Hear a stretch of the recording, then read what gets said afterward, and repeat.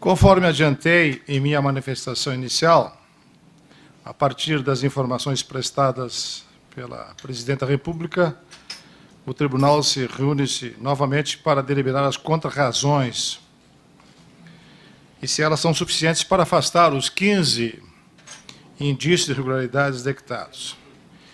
Esclareço que estou apresentando nesta oportunidade um resumo do capítulo que no relatório é denominado Considerações do Relator. Um relatório completo, inclusive, com as contrarrazões e o exame sobre elas realizados pela unidade técnica e por meu gabinete, compõe um documento com mais de 1.400 páginas. Eu procurei resumir aqui, senhores ministros, em 9 páginas.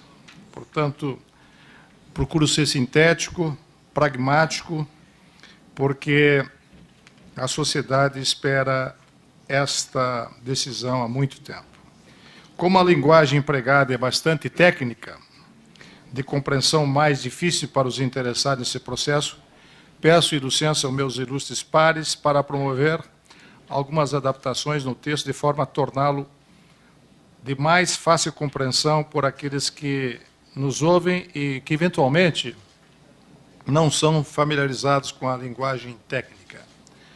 No relatório, entretanto, disponibilizado previamente aos senhores ministros e ao Ministério Público, na forma regimental, bem como ao Advogado-Geral da União, que a partir de hoje estará à disposição de todos, os temas estão abordados com profundidade e abrangência requerida para o completo exame de cada um dos aspectos técnicos analisados em relação às contas de 2014. Inicio pelas preliminares que foram levantadas.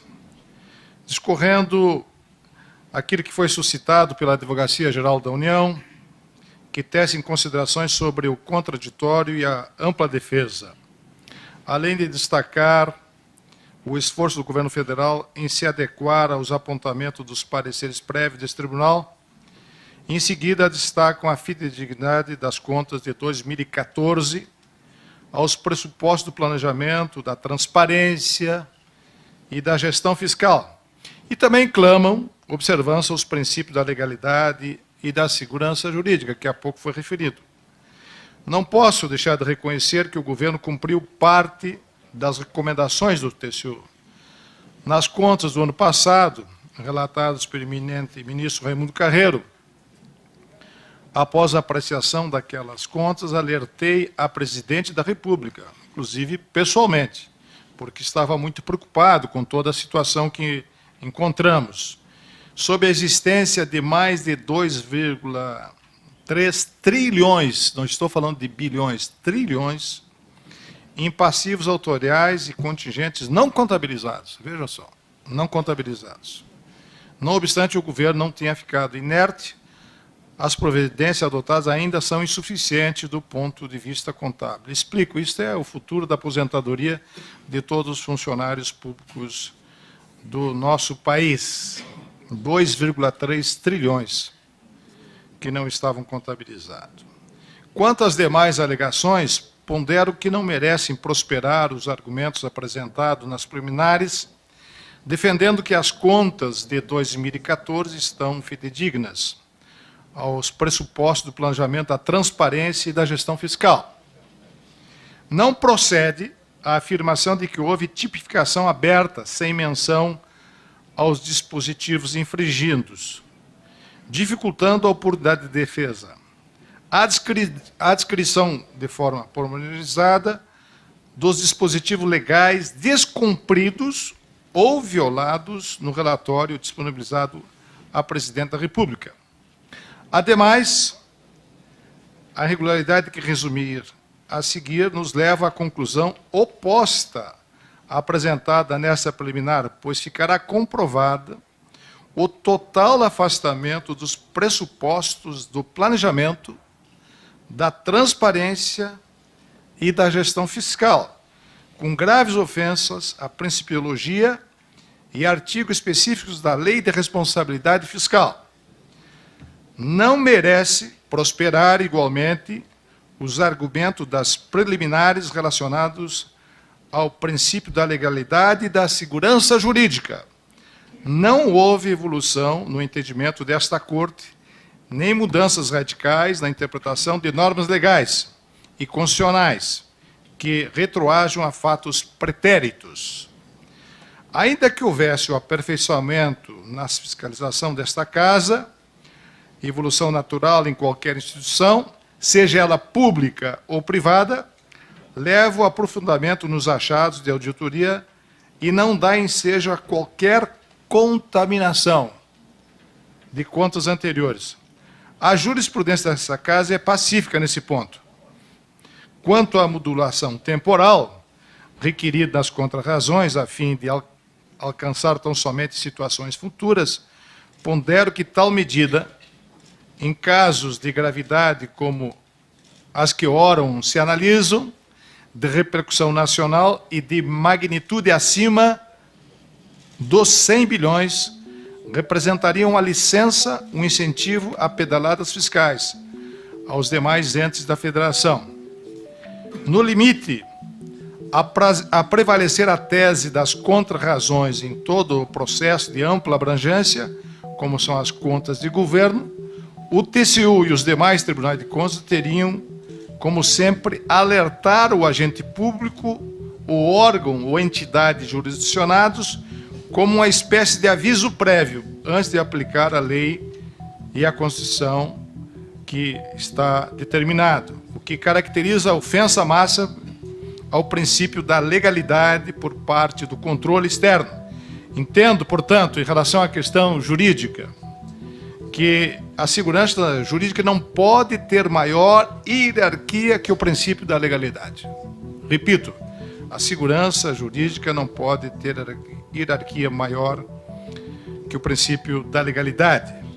Nesses termos, minha manifestação é no sentido de que, na forma como exposto detalhadamente em meu relatório, sejam rejeitadas as 4 questões preliminares suscitadas pela AGU. Passo, então, ao exame dos indícios de irregularidades apontados. Análise dos principais indícios de irregularidade.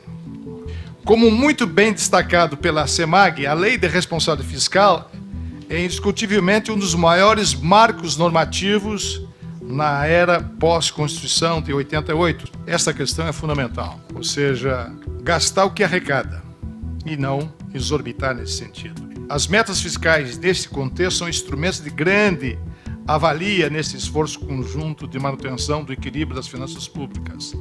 E, além do mais, com o apoio de todos os senhores ministros, nós criamos pela primeira vez na história do Brasil um índice geral de governança, com base em boas práticas estabelecidas nesse referencial básico que construímos aqui no Tribunal.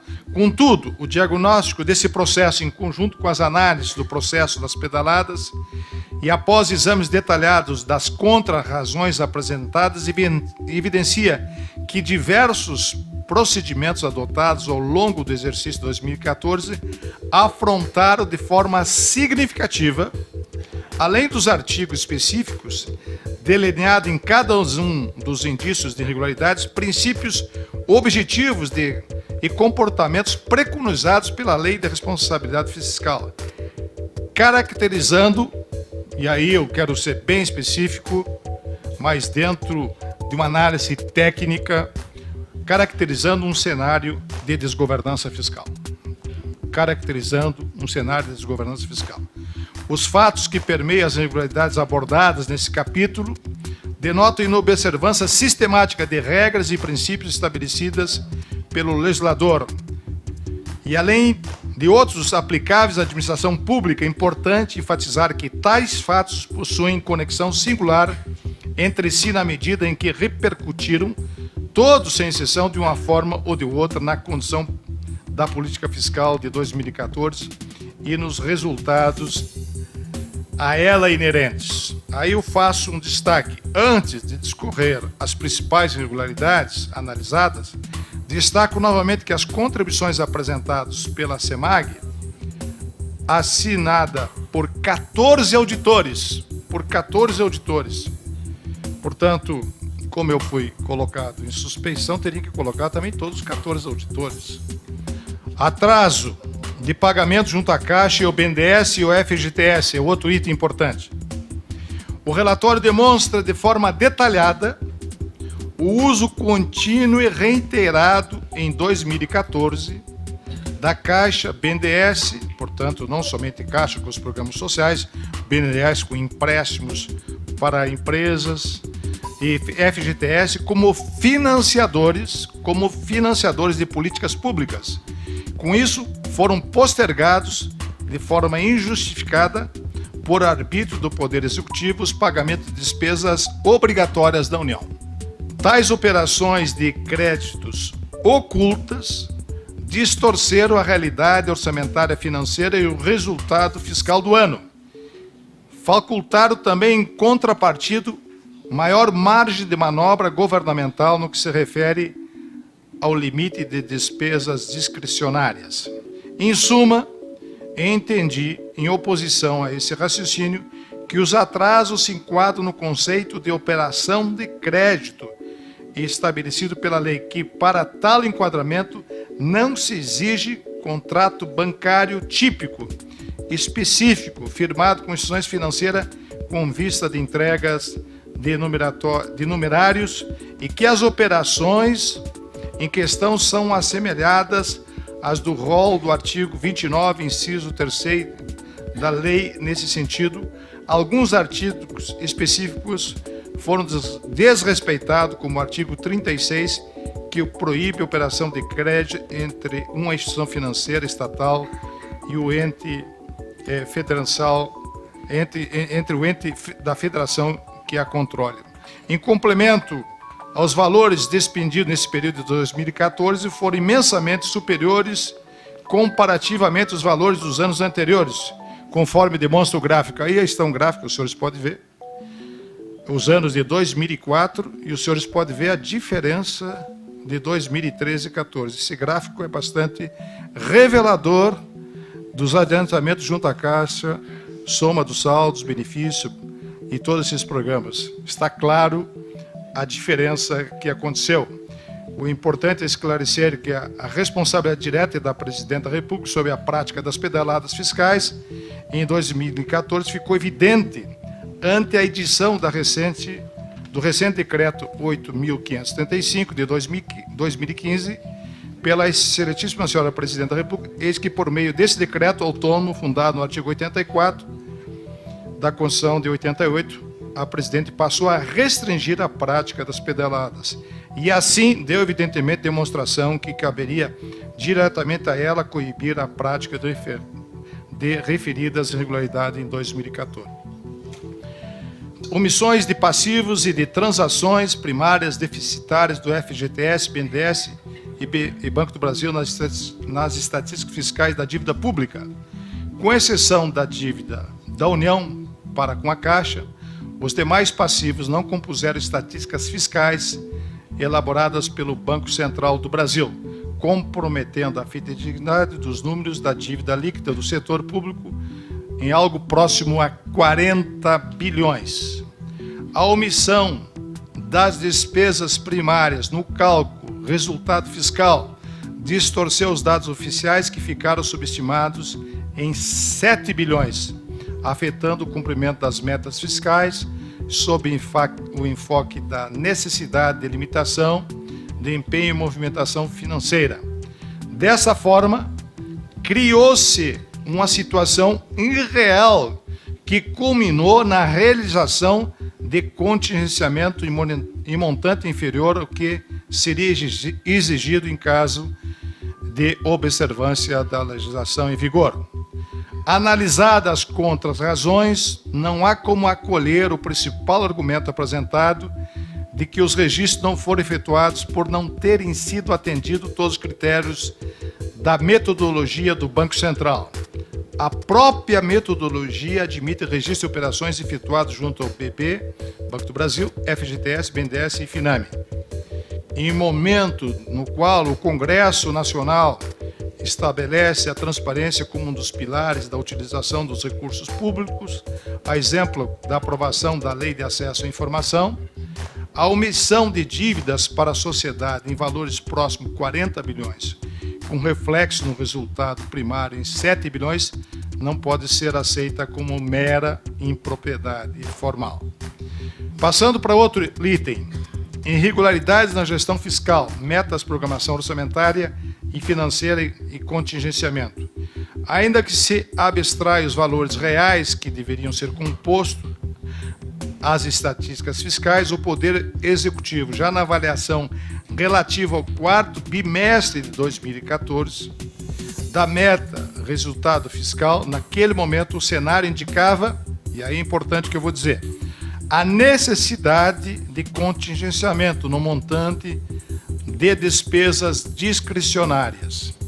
A irregularidade se materializou em definitivo com a emissão do Decreto 8.367, 2014, na avaliação do quinto bimestre, em paralelo com a submissão do PL N 36/2014 ao Congresso Nacional, ocasião em que não se contemplou novo contingenciamento, estimado em 28 bilhões. 28 bilhões, senhores ministros, autoridades, senhores parlamentares, além de ter havido um condicionamento da execução orçamentária, e isso eu repito, além de ter havido um condicionamento da execução orçamentária à aprovação do projeto de lei. Na esfera pública, a emissão do decreto de contingenciamento, atribuição pessoal da Presidenta da República, se traduz por responsabilidade fiscal e também por respeito ao Congresso Nacional, que aprova a lei orçamentária com base em receitas estimadas. O gráfico mostra que, após a avaliação do quarto bimestre, o superávit chegou a 0,4 bilhões. Aí os senhores estão podendo ver o que aconteceu em 2011, o que aconteceu em 2012 e o que aconteceu em 2013. E como fica demonstrado, além de não efetuar o contingenciamento de 28 bilhões, foram liberados 10 bilhões, isto em 2014. Então fica claro os números que nos outros anos foi diferente de 2014. Considerei que alterações da meta fiscais são possíveis, mas em respeito aos ditames da lei orçamentária, que ocorreu apenas sob o aspecto formal, uma vez que o PLN 26/2014 foi submetido ao Poder Legislativo somente quando a realidade fiscal já estava deteriorada, o que deixou o Parlamento refém de uma situação fática irreversível. Restou demonstrado também que os efeitos da crise em 2014 não se fizeram sentir apenas em novembro, mas ao longo de todo o ano, e que não apenas na avaliação do quinto bimestre. Os indicadores econômicos mostraram a piora do cenário, mas bem antes, já em maio, e com mais ênfase em agosto. Ainda no âmbito da programação orçamentária e financeira, o relatório confirma que houve omissões reiteradas ao longo do exercício de 2014 quanto a projeções atualizadas encaminhadas pelo Ministério do Trabalho e Emprego. Essa ocorrência induziu a um montante contingenciado de despesa discricionárias no início do ano, aquém do necessário. A abertura de créditos suplementares incompatíveis com a obtenção da meta de resultado primário.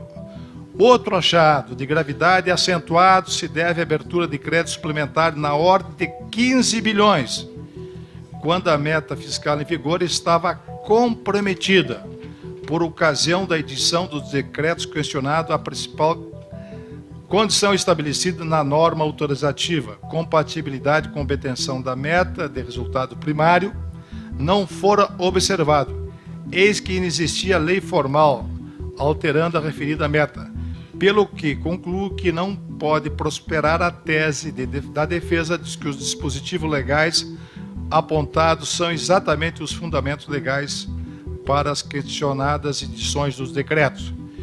Por derradeiro, conclusões.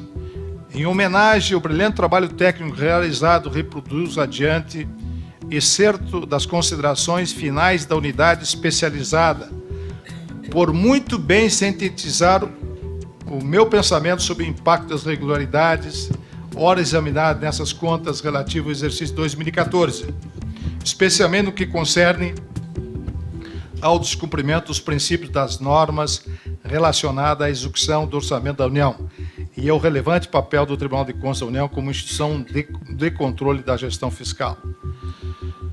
Dessa forma, o não registro dos pagamentos das subvenções a contratações de operações de crédito com inobservância de condições estabelecidas em lei, o não registro nas estatísticas fiscais de dívidas contraídas e a omissão das respectivas despesas primárias no cálculo do resultado fiscal, criaram a irreal condição para que se editasse decreto de contingenciamento em montante inferior ao necessário para o cumprimento das metas fiscais do exercício de 2014, permitindo, desse modo, a execução indevida de outras despesas. Destarte, o que se observou foi uma política expansiva de gastos sem sustentabilidade fiscal e sem a devida transparência, posto que tais operações passaram ao largo das ferramentas de execução orçamentária e financeira regularmente instituídas. Nessa esteira, estende-se que tais atos foram praticados de forma a evidenciar situação fiscal incompatível com a realidade, comprometendo os princípios do planejamento, da transparência e da gestão fiscal, responsável, além de ferir diversos dispositivos constitucionais e legais, especialmente no que tange à lei da responsabilidade fiscal. 14 auditores assinaram e fizeram esse trabalho. Como conclusão, a todo esse quadro que delineou no exame das contas de 2014, observo que se revela a situação ainda mais preocupante que tão somente o descumprimento generalizado e reiterado da lei da responsabilidade fiscal revelou-se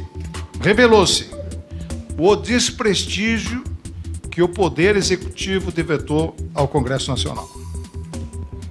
E não somente ao adotar medidas ao arrepio da vigente lei de responsabilidade fiscal, mas também ao promover, por exemplo, a abertura de créditos suplementares sem prévia autorização legislativa, no harmônico concerto entre os poderes da República, princípio fundamental da nação, e descumprimento daquilo que está estabelecido como mandamento da atual Constituição da República.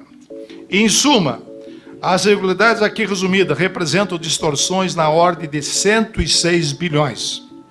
Foram 40 bilhões relativas às irregularidades denominadas popularmente por pedaladas fiscais, 28 bilhões pelo não contingenciamento em novembro de 2014, aliado à liberação de 10 bilhões, 14 bilhões por não considerar em fevereiro de 2014 e bimestres seguintes, conforme a manifestação do Ministério do Trabalho, quanto à elevação de despesas obrigatórias e frustração de receitas de 13 bilhões pela edição de créditos suplementares.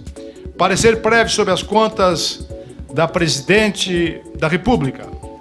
O Tribunal de Contas da União é de parecer que as contas atinentes ao exercício financeiro de 2014, apresentado pela excelentíssima senhora Presidente da República Dilma Vana Rousseff, exceto pelos possíveis efeitos dos achados de auditoria referente às demonstrações contábeis da União, consignados no relatório, representam adequadamente as posições financeiras orçamentárias, contábil e patrimonial em 31 de dezembro de 2014. Contudo,